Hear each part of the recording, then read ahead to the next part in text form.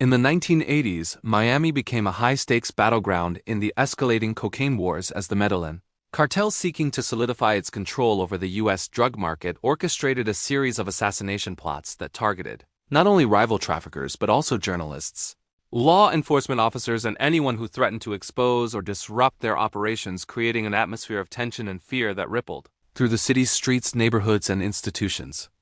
The cartel's reach was extensive and meticulously organized, relying on an intricate web of couriers, hitmen, intermediaries, and informants to execute their plans while maintaining a veil of secrecy, using the city's sprawling urban landscape, busy highways, and dense neighborhoods to coordinate movements and hide activities in plain sight.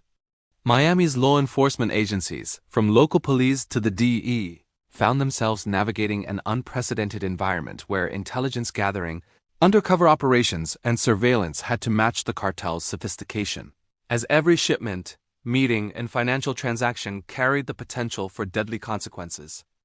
Journalists investigating the cocaine trade often faced intimidation, threats, and harassment, forcing many to operate cautiously while still documenting the rapidly expanding network of drug distribution and the social devastation it caused, including the rise of street-level gangs, community destabilization, and widespread addiction.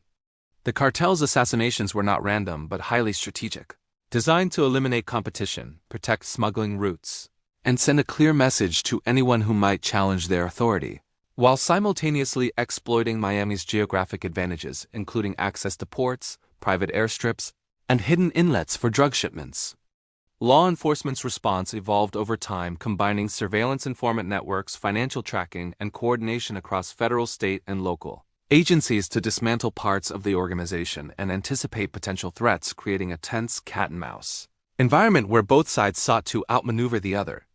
The social impact of these operations was profound. Communities were destabilized, trust in public safety weakened, and ordinary citizens had to navigate neighborhoods where cartel influence was pervasive, and violent consequences could follow even minor entanglements.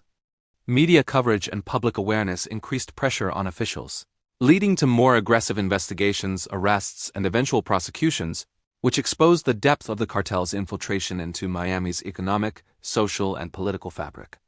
By the late 1980s, although the cartel maintained influence, the sustained efforts of law enforcement, investigative journalists, and community advocacy began to unravel the network of targeted killings and illicit operations, highlighting the interplay between criminal strategy, intelligence work, and the human cost of organized crime. Ultimately, the Medellín Cartel assassination plots in Miami serve as a chilling example of how ambition, secrecy, and violence can intersect to create a pervasive climate of fear, how organized crime can infiltrate urban landscapes, and how coordinated, persistent investigative and enforcement efforts are essential to dismantling such networks, leaving behind a legacy that reshaped perceptions of security, justice, and the social consequences of the cocaine trade in one of the most tumultuous eras in American urban history.